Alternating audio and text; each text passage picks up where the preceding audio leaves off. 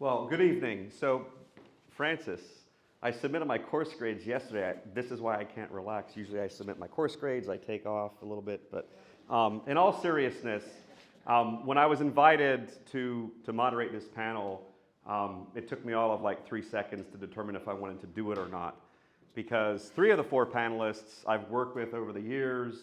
2 of the panelists have really played an important role in the development of my own career, and so it's really an honor to be here this evening. So before we get to our formal discussion, I want to take an opportunity to introduce all of our panelists. There will be a moment after we're done our discussion up here to turn it over to the audience if you have any questions that are relevant to their careers or lessons about history, those types of things. So we're going to move from the end towards me. So on the far left, we have Maral Kalbian. Maral is an architectural historian and historic preservation specialist who has practiced in the Shenandoah Valley and Piedmont of Virginia for 36 years. During her career, she has successfully completed nearly 100 historic district and individual National Register nominations. She earned a BA in art history from Smith College in 1984 and a master's degree in architectural history and a certificate in historic preservation from the University of Virginia in 1988. Maral is the author of numerous works, including Clark County, Virginia History Through Architecture, and Frederick County, History Through Architecture. She lives in Clark County, Virginia, where she is an active community volunteer. Next to Maral is Sandra Bosley. Sandra is the executive director for the Preservation of Historic Winchester. Sandra earned a bachelor's degree in history at Shepherd University in 2004, and she was hired by the Preservation of Historic Winchester the following year.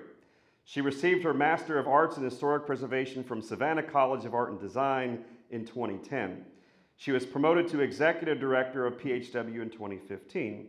Sandra is most often spotted doing the behind-the-scenes work at PHW, including the maintenance of PHW's research materials, website, newsletter, art, and graphic design, as well as publicity, event coordination, and advocacy for the group. Now, our last 2 panelists, I'm glad they're sitting together at the same table, because Becky Ebert and Cissy Shull, these are 2 individuals who have known me since I am 18 years old. They have known me a long time and have really played an important role in shepherding my career. So Becky Ebert is a 1973 graduate of Handley High School. She earned a BS in early childhood education from Radford University in 1976 and holds double masters from the University of Maryland in history and library science.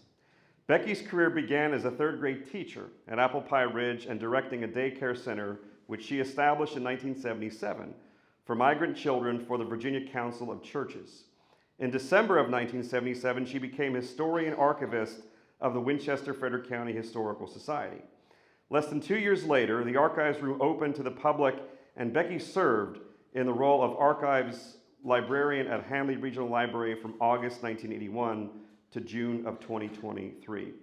And she is the author of various books and has been active in a variety of organizations over the years, including the Association of American University Women and Coalition for Racial Unity. And last but not least, the woman who gave me my first paying job in history as a docent at Jackson's headquarters, and my wife Brandy, her first paying job in history, Cissy Shull. So Cissy is a 1979 graduate of Handley High School and is executive director for the Winchester-Frederick County Historical Society, a position she has held since 1990. Cissy served as co-editor with me of A Prominent Place, Winchester's 275 Years in 50 Artifacts. And just a little bit of fun fact trivia about Cissy and her family. Her ancestors voted for George Washington in his 2nd election for Burgess for Frederick County. So there you go. All right, so I have some pre-prepared questions. I'm going to sit down.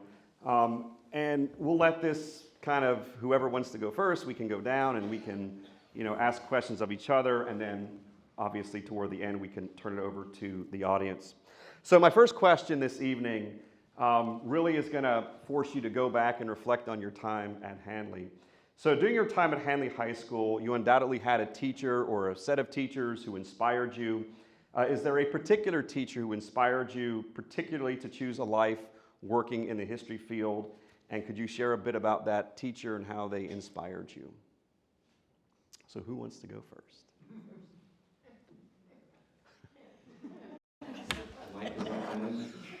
I really wanted to be last, but anyway.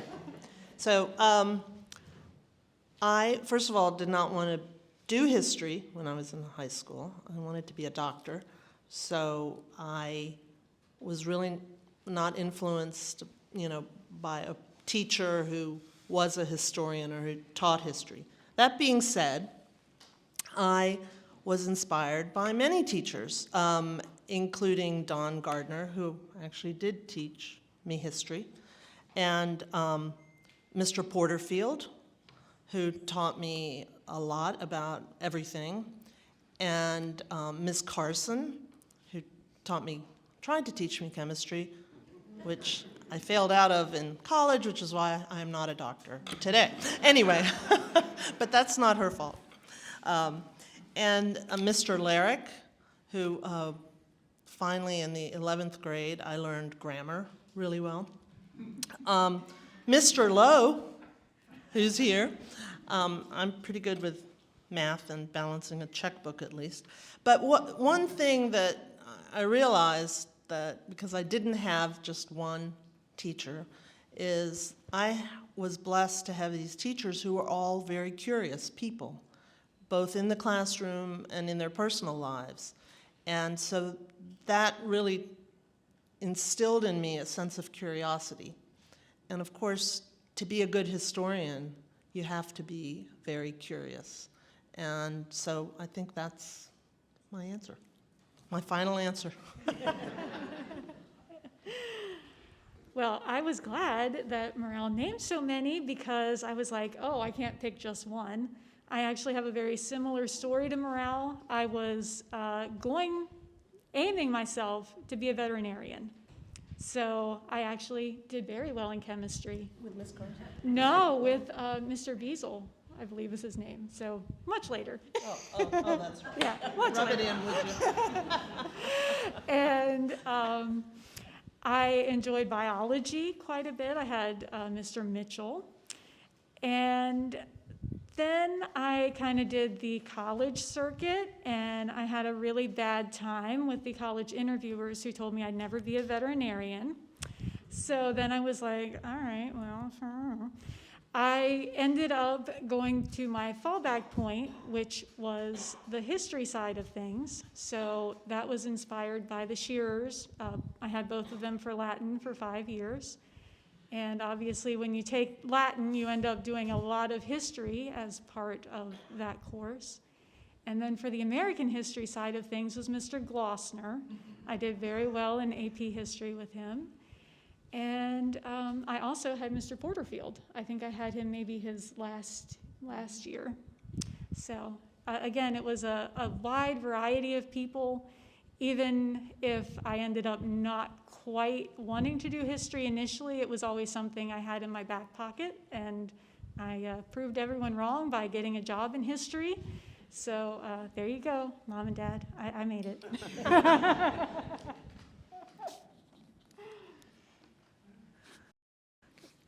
Well, when I was in high school, it didn't occur to me to have a career in history.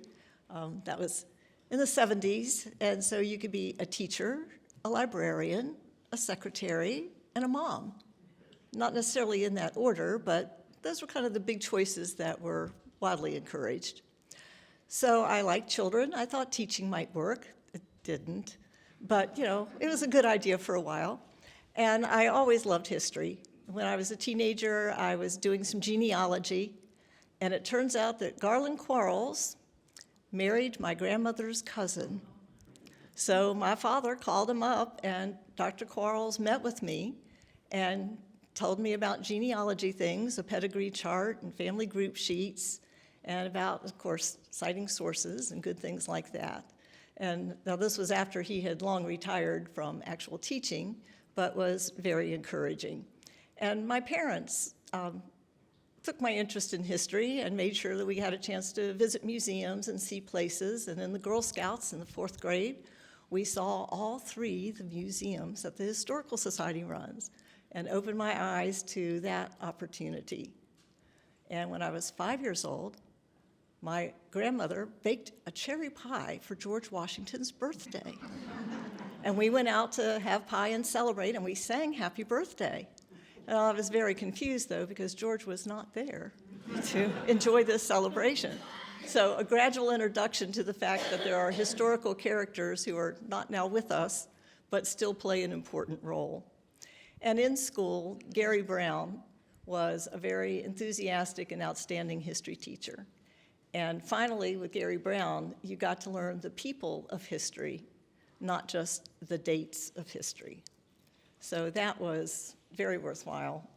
And I also have to thank Mrs. Simples, because I took the class of public speaking, and she guided and directed us in being able to speak in front of people, whether you're speaking to 2 people or whether you're speaking in front of a board or a committee or an auditorium. And that has proven to be a most important skill to develop and to have. So I'm really grateful to all the teachers who didn't just sort of pigeonhole you into one direction, but who helped you see, well, you know, even though they kept insisting geometry really would help me one day, I have not discovered that, much less algebra. Maybe indirectly, but, you know, if I could have done math, I'd have been an accountant. And since I couldn't do math, I had the opportunity to explore and enjoy other topics as well. So that broadened the scope of possibilities. But it wasn't really until after college, and when teaching didn't work out to be what I thought it would be, that I began exploring other careers and discovered history and discovered archives. And so that was, you know, back when I was in school, we didn't have the archives department, obviously, and we didn't have a lot of other things that would introduce you to where else you could go with something like a degree in history.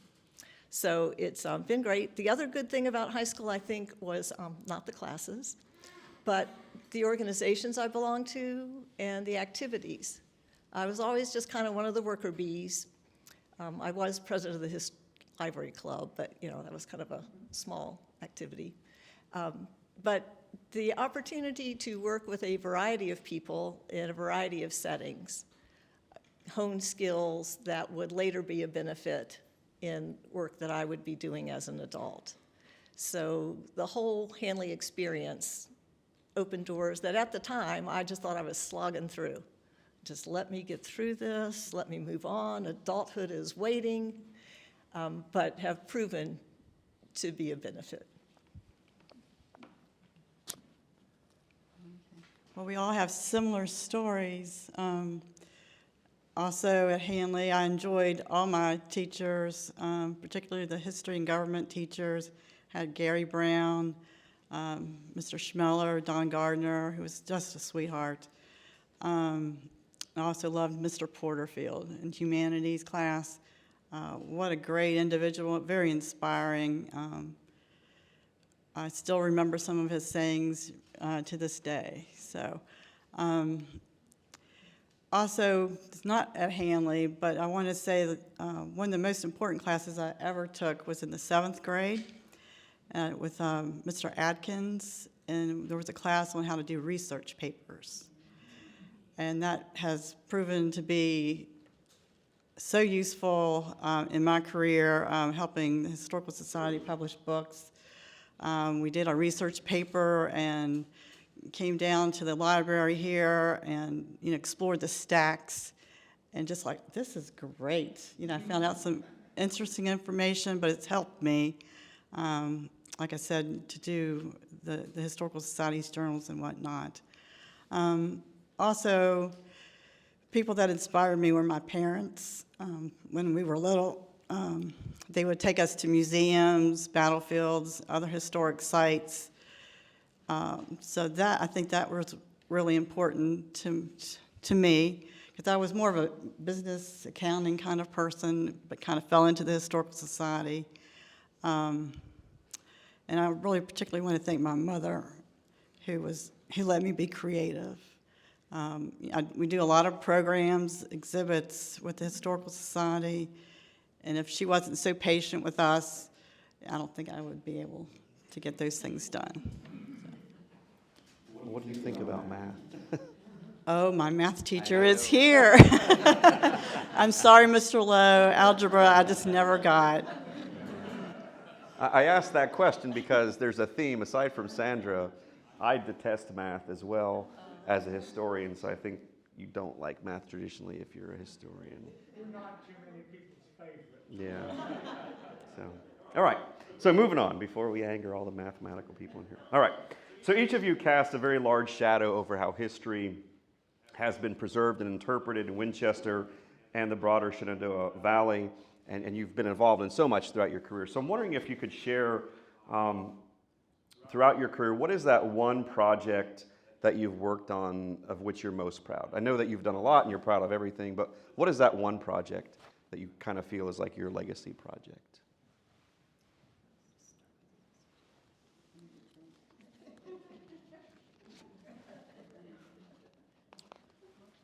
Well, it is difficult to narrow down things. I was going to take a group vote. What do you all think? But guiding the establishment of the archives has to be my major career goal and accomplishment. And I say guiding the establishment because I certainly did not do it alone. I may have been the one sort of behind the desk and putting things kind of in place, but there were so many people who made a part of it. From the first Joint Archives Committee, when we were starting the archives here within the library building, because they fortunately had been left money and were able to create the archive space, and the Historical Society, who had the foresight to begin saving stuff. They didn't know what they were going to do with it, but they saved it and stashed it. Not organized, no order, but it was saved and stashed. And then they joined their resources together when they all started looking at each other and going, hey, wait, you got a space, we got some grants, let's get this act in unison. And they created the Joint Archives Committee, which was 3 members of the library board, 3 members of the Historical Society board, and then Richard Miller was the library director then, and I was hired, and so together they came up with what needed to be done, and then Mr. Miller and I kind of helped to make it happen. Different committee members chipped in. Pat Zontine would take us places, and we would get inspiration from other institutions. And then all the volunteers over the years, people who came in because they liked genealogy. And these people were experienced, knowledgeable life people. And they were so kind to this mid-20s person who's trying to be in charge, but obviously not really in charge. And they were just very beneficial about sharing their shared knowledge on how you make things run, how you respond, what you do. And we just kept building from there. And now we have this incredible archives department, which is a real jewel for our Library and Historical Society system and for our community. And the number of researchers and folks who have passed through our doors, the number of books that have been created from the things that those early people stashed and saved. And Vernon Eddy, our early library director, was very instrumental, in saving things and making it available for people. So I guess the archives, I would have to say, was the number one. And then out of the archives is all the other projects and creations and things that came together. But my big goal, I think, has been cheerleader. Encouraging people. When people come up and say, I'm kind of thinking about this. So yes, there's resources on that. Here's some good things you can go for. Go for it. Do it. Sometimes people had ideas of things. It's like, I don't know where the hell you're going to find something on that, but let's look. I'm sure there's something somewhere.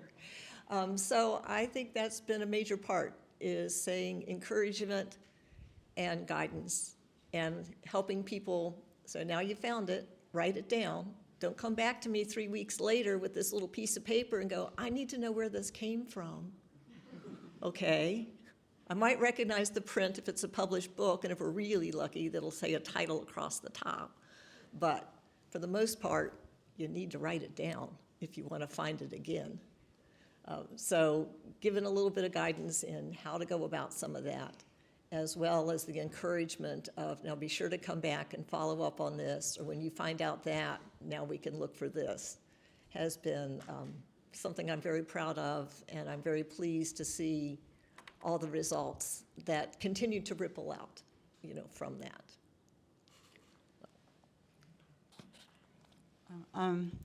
So there's multiple things I think that I'm proud of.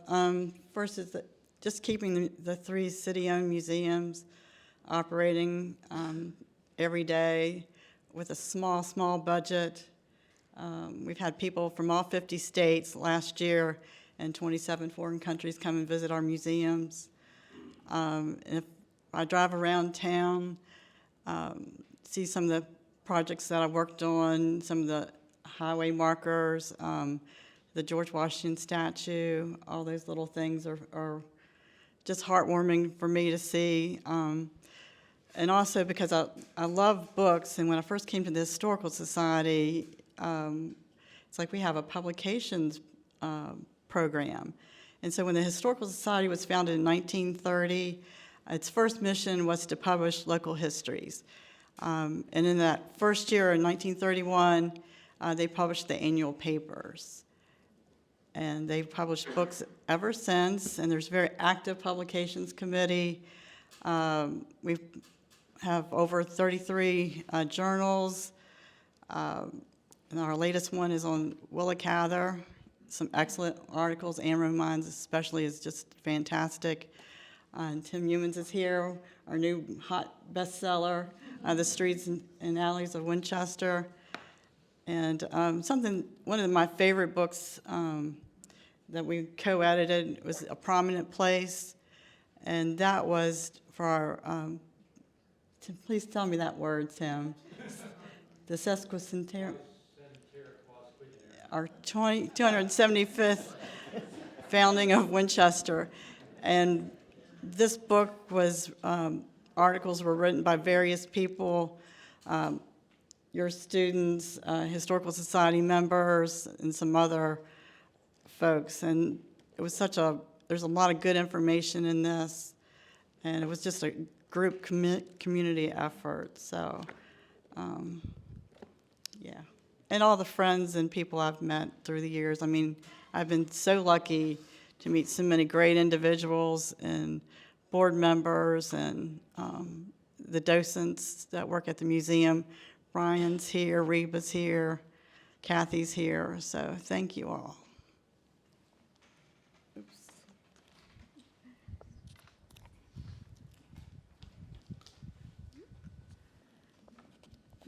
So my project is kind of similar. I seem to be the keeper of the pieces of books, and I can finally get them published.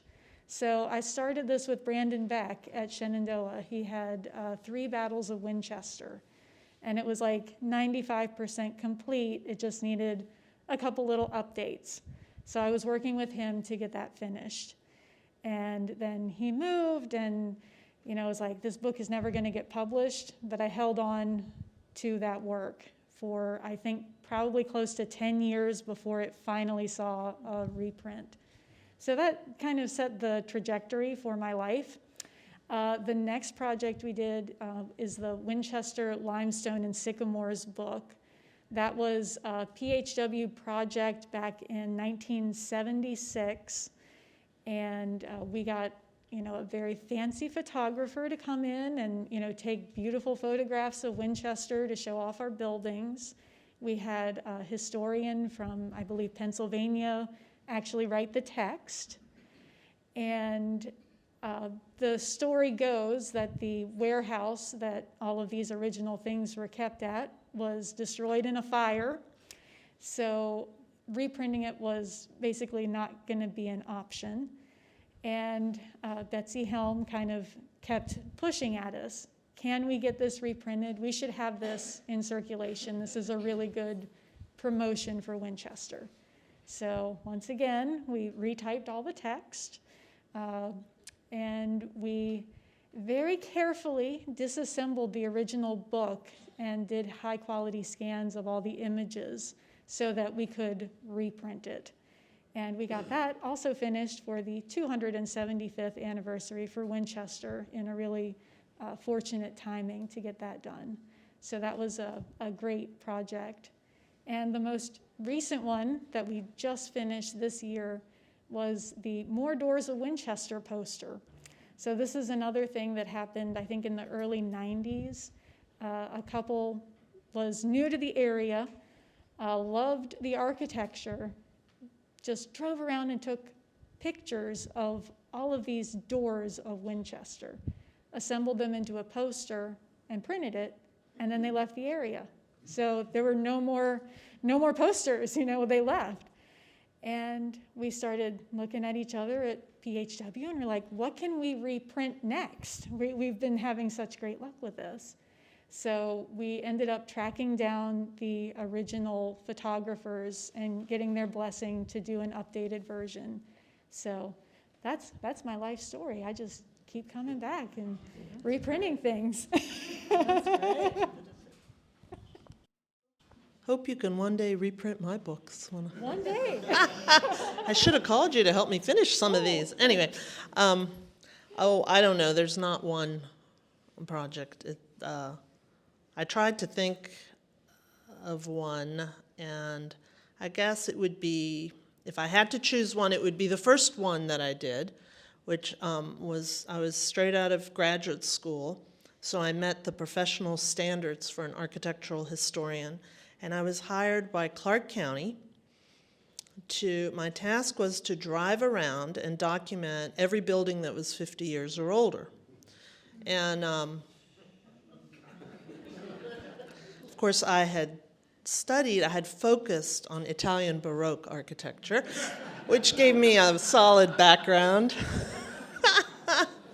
So anyway, so there was a lot of self-teaching and a lot of great adventures.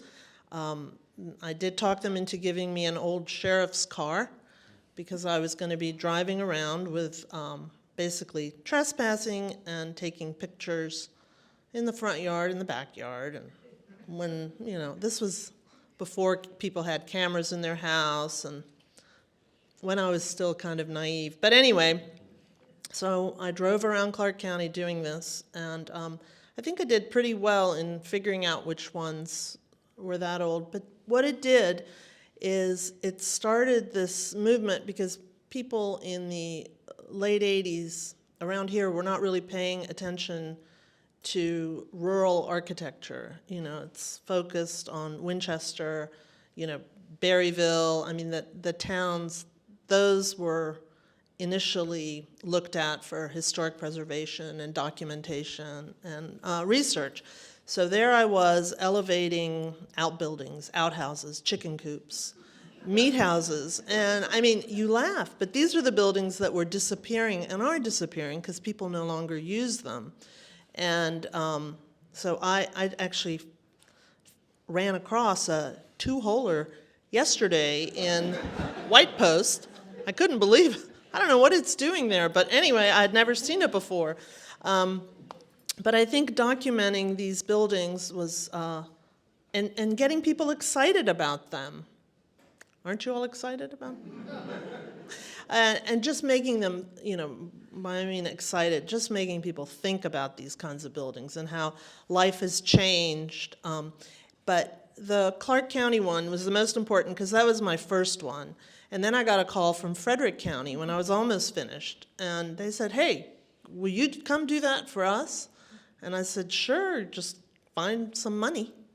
And they did that. And then I got a call from Warren County. Hey, we can't be left out. And then I got a call from Shenandoah County. And then I took a break to have kids and, didn't venture into Page County. But anyway, it started this, I feel like it started this sort of snowball effect. And that, of course, once you know what you have on a very basic level, then you can start to focus on things and identify areas. And like out of Clark County, I really became interested in the African American history since the majority, over 50% of the citizens in Clark County were enslaved people at the time of the Civil War.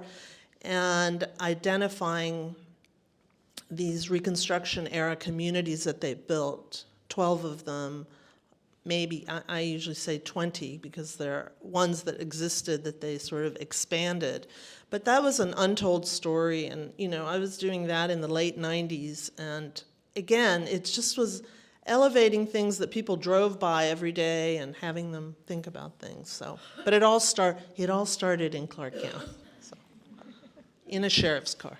All right, so moving on. I oftentimes hear young people aren't interested in history anymore. And not saying that I agree with this statement at all, but I want to know what's your reaction to this statement based on your experiences in the field, and you have varied experiences. And then as a follow-up, whether young people in fact are losing interest or not, it is certainly important to citizens, to young people to cultivate an interest, to cultivate a sense of history's value among them. So what would you recommend as a useful strategy to help young people become interested in history? Well, the young people I run into are all interested in history, but that might be because I just surround myself with people, or, and if you introduce them to the concept of an outhouse, they'll become interested in history, trust me. But I think that part of the problem is,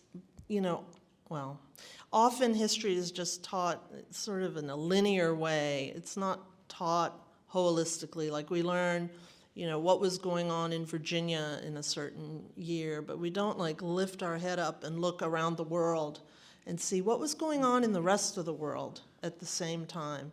And so I think that's really important to do, and that's a great way, in my experience, to get young people interested in history, because it's just more than just about what they see now and are experiencing now, but really it needs to be expanded. And I remember the history classes that I would take in school, and I would always get so confused because we kind of get ahead of ourselves, and then the next year we'd learn about something that had happened before, and it just was very confusing. And I know, in public schools, teachers' hands are tied with, the SOLs and all that. But I think that, we really we owe it to young people to teach history in a better way and in a more holistic, worldly way. So I had my first introduction really to architecture and the interaction with architecture and history through a program that Karen Clay used to reach out to elementary school students. Thank you, Karen. It worked. I mean, it got me to, be able to visually identify architecture.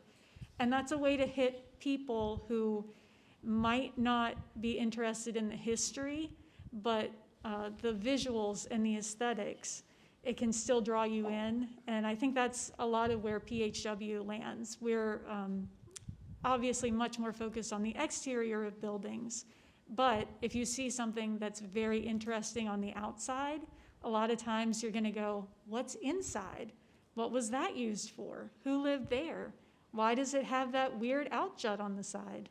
Where was the bathroom? And that's a good way. If you can engage people like that and get them in a back and forth and do it in a relatable way, that's a way to get them interested in history and buildings.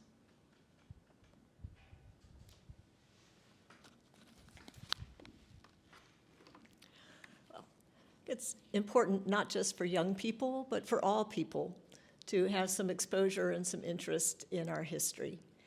And a big thing is expand the SOLs a little bit so that you can talk about local history without deleting something else, because all communities have some history to share.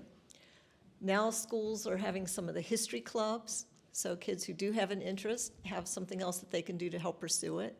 But I think it's really important for all of our organizations to provide projects and activities, like things that PHW has done, like the Christmas house tours are a real treat to walk through and to learn some of the bits of history of these different buildings and what these folks have been involved with.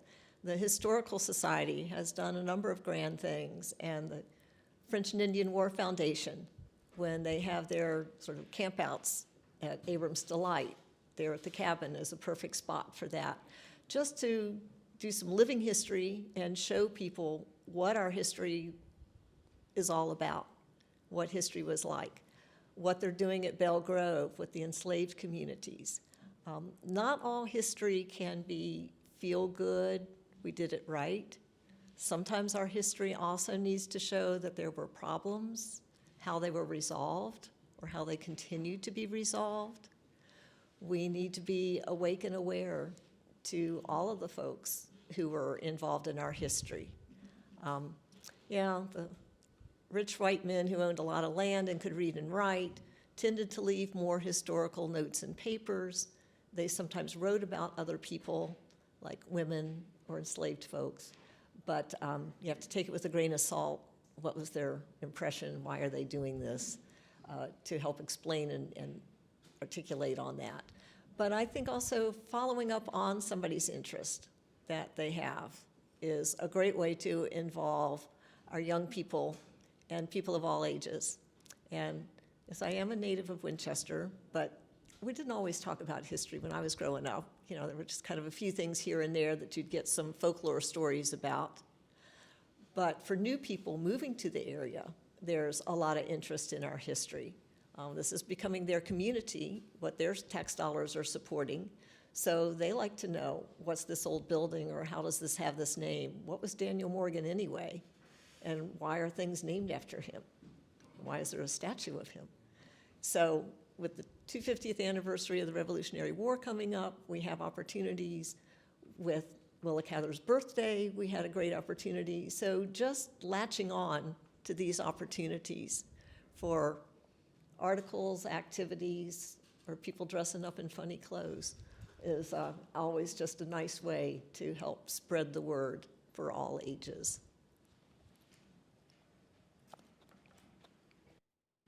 So I agree with everyone that's spoken so far about this. I think, with the Historical Society, we're very blessed to have wonderful museum docents at our sites.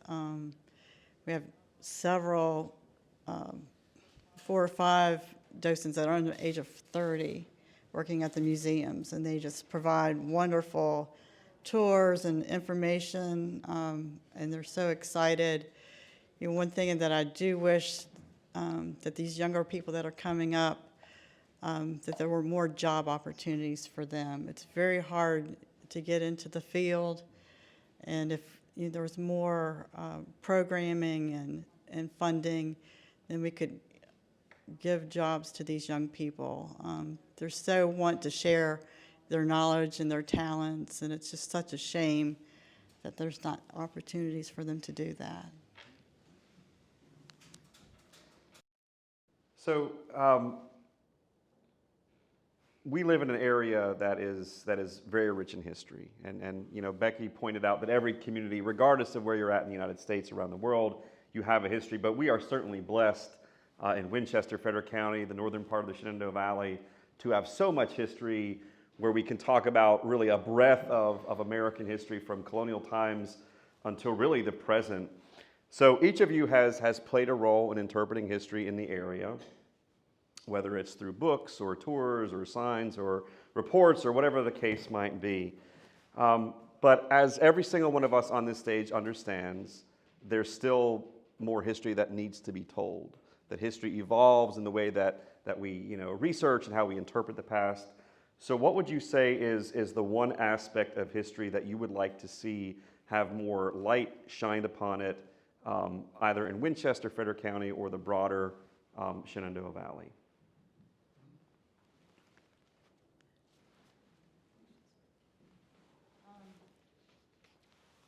So for me, because I've worked on so many journals and there are various articles of history, from Native American, to we do World War II interviews, oral history interviews in our journals. And one thing that I noticed when we were doing the Willa Cather journal, that there's not a whole lot of articles about women. And I do certainly think that that should be investigated more. Also think that the Native American story has not been told. We've only had one article in all our 33 journals on Native Americans. So I encourage anybody to start doing research on those topics.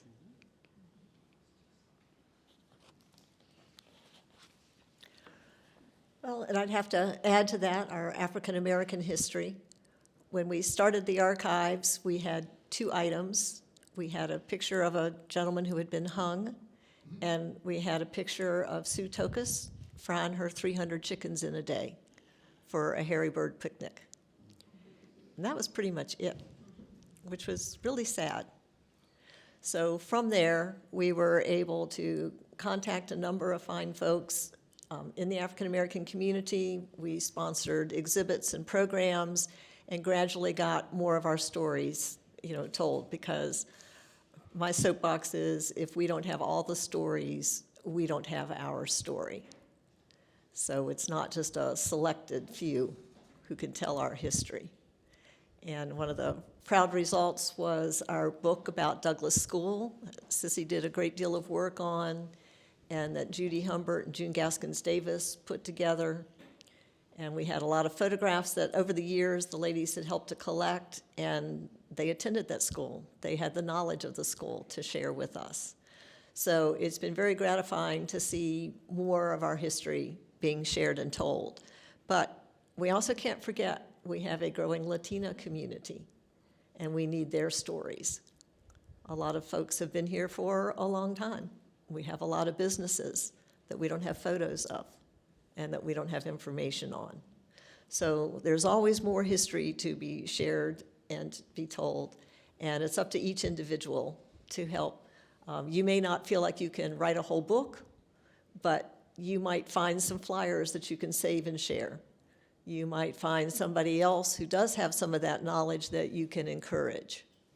So it's up to all of us to help see these things happen. And when the books come out, buy them. Because one of the things about trying to work in the field of history, you also like to be able to afford to live. You want to be able to eat and have a place to sleep. So we do need to support, our historic jobs and opportunities with all of this as well. So that would be my plea, to see what else we can find and share.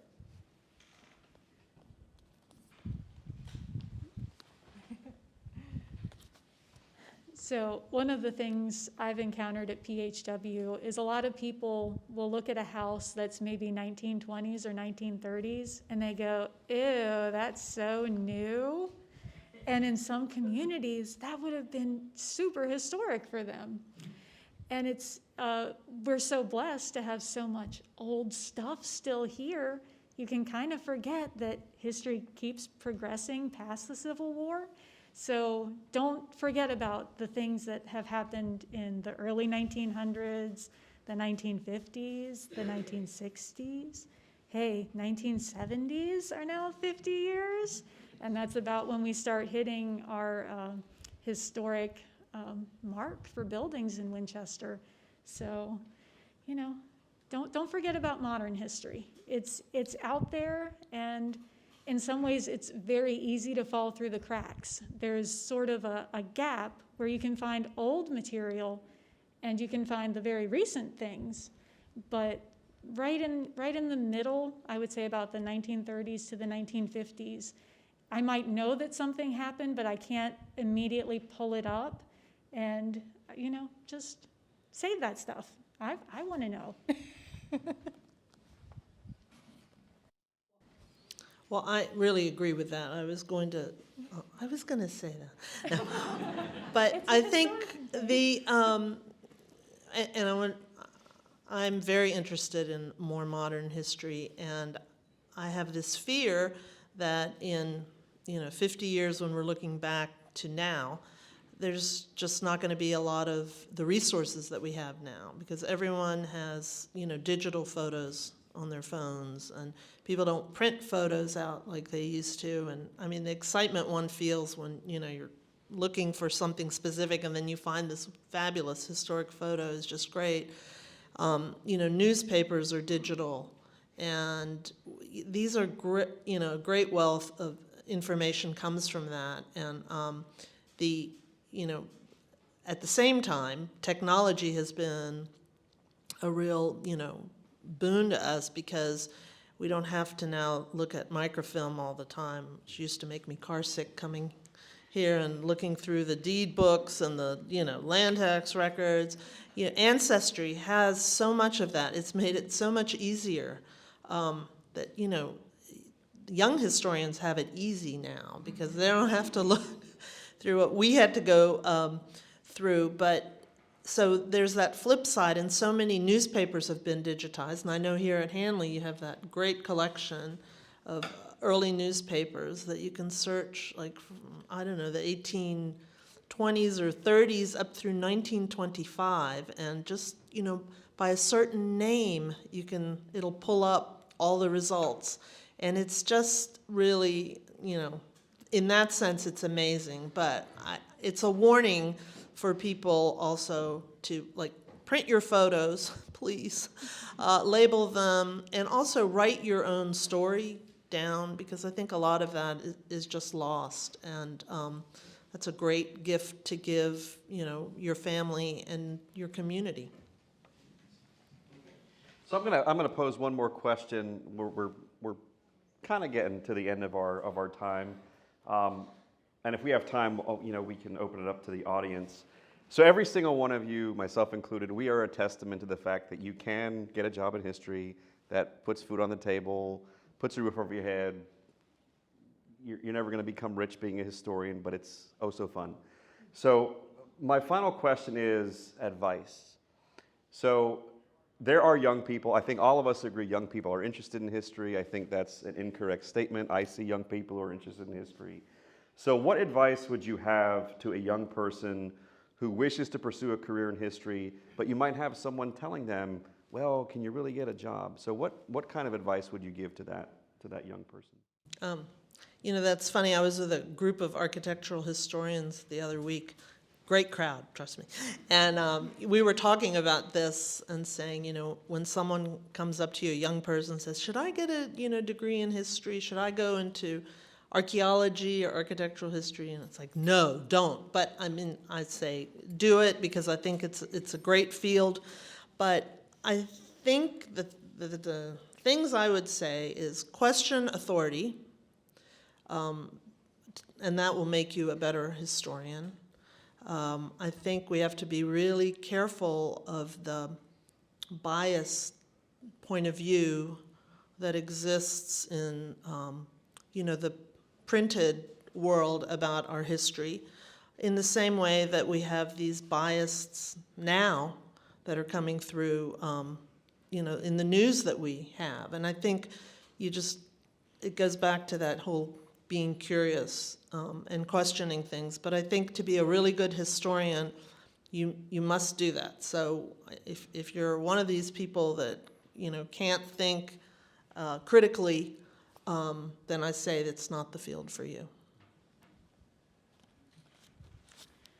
So my experience is definitely you need tenacity, because you're not going to find the job right away. So I got my bachelor's, and then I was like, well, now what am I going to do? So I ended up going around to every historic society and house museum and just dropping resumes off. I dropped one off with Cissy, didn't get a job, that's okay.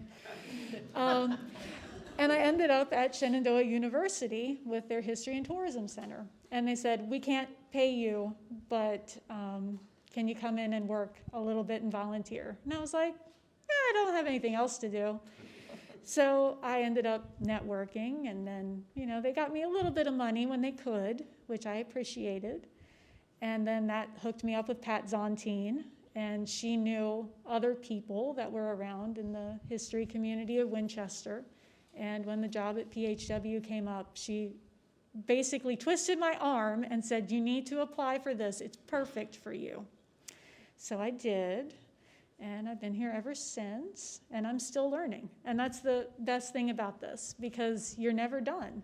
And there's always going to be something else that you're going to need to dig in deep and really look to find. So,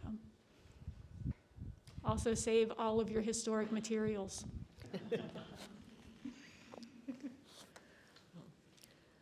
Oh, a number of things. One, you follow your heart. You see what it is you like to do the best, and then that's something that you try to make happen. Part of that is looking for internships, because you also ought to experience it a little bit. I always like when people would come to me and say, I'm kind of thinking I might want to do archives. And I'm like, well, it's a wonderful field, but come and intern with me for a while first and find out, do you really like minutia and detail? Because not everybody is cut out for that, and organizing, and things like that. So it's great to do an internship before you take too many graduate classes, so that you can, because once you've invested in a graduate degree, you really feel like you got to go forward and do more.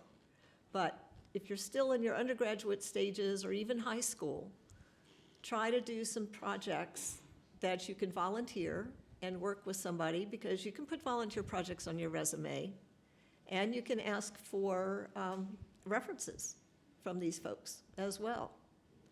So be creative and look at a variety of places in that direction, but also realize that history is a variety of skills. In a degree and a career for history today, you gotta know computers.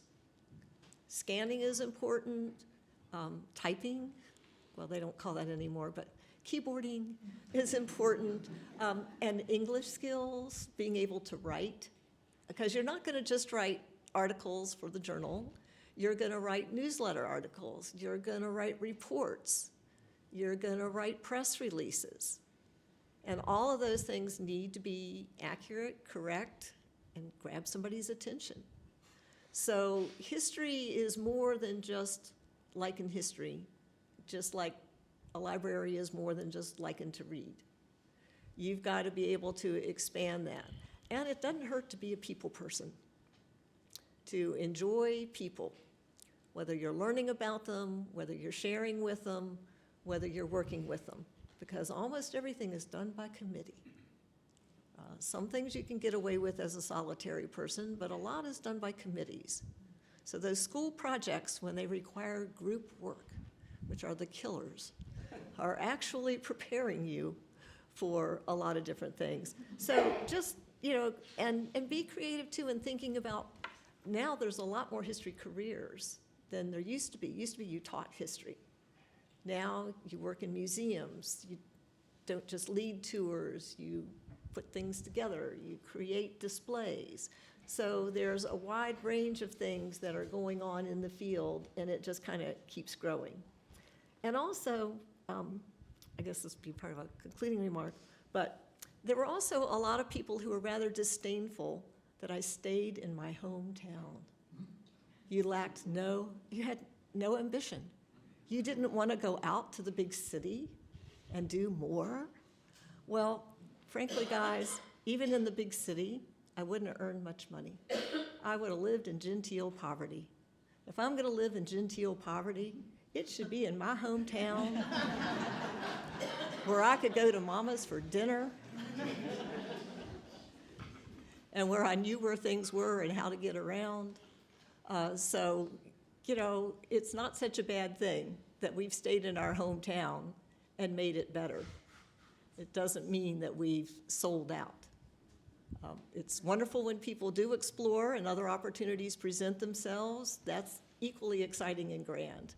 But don't let people pigeonhole you, would be an important thing to tell young people, I think, and to tell all people, because at different stages of life, you want a new career, or a new career is thrust upon you because the old career is no longer working or no longer in business.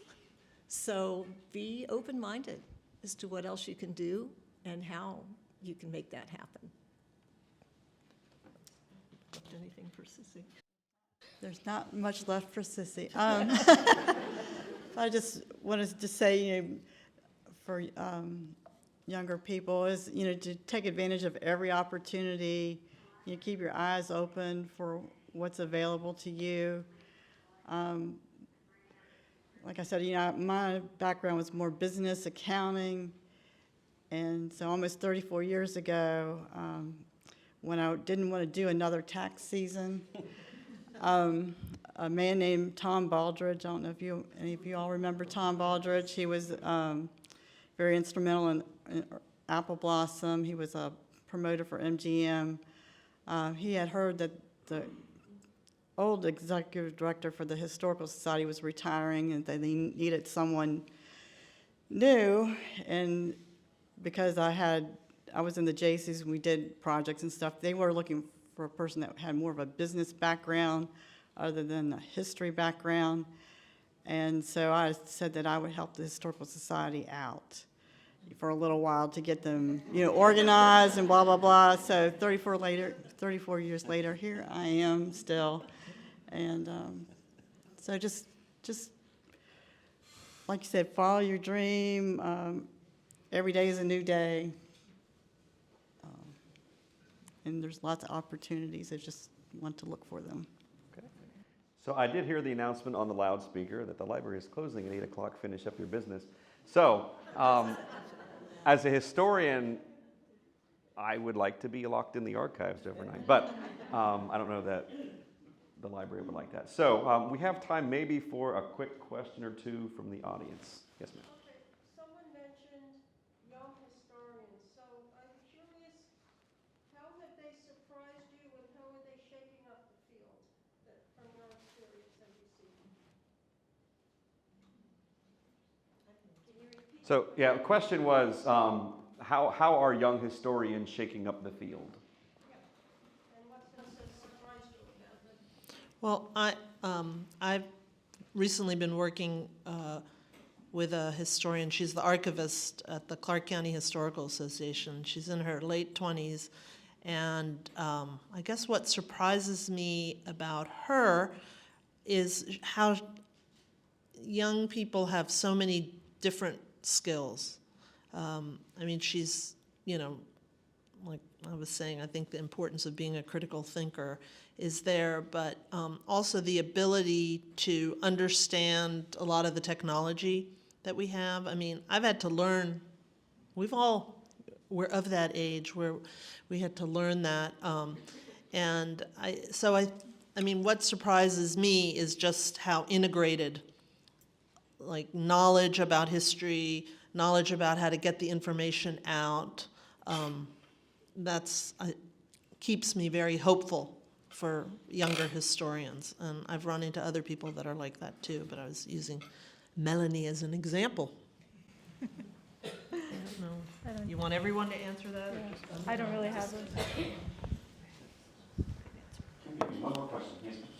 Well, I'm sort of an outlander, and I came from Alexandria in 2018 and was fortunate enough to be taken to the Winchester Star and to see their collection of Winchester Star publications, and also in the back closet, they had unbound Winchester Stars from even further back.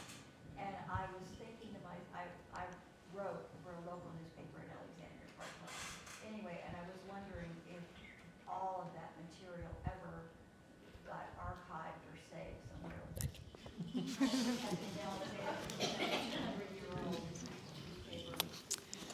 Yes. Yes. The Winchester Stars have been microfilmed, and all of that microfilm is here at our Steward Bell Jr. Archives.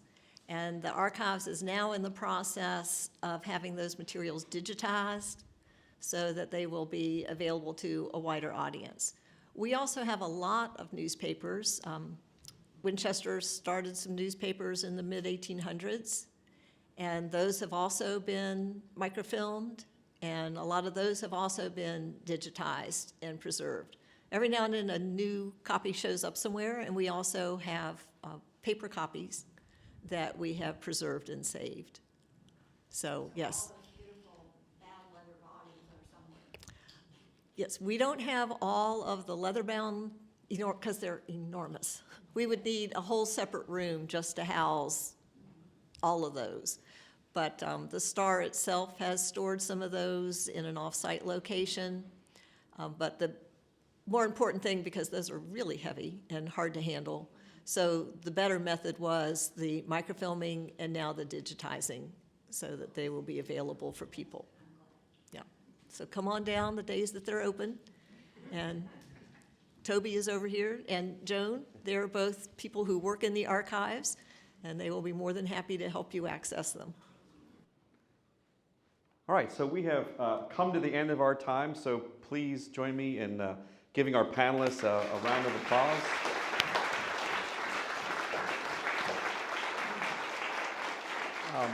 It's been a real treat and honor to be here this evening with you, and thank you all for coming, and enjoy your holiday.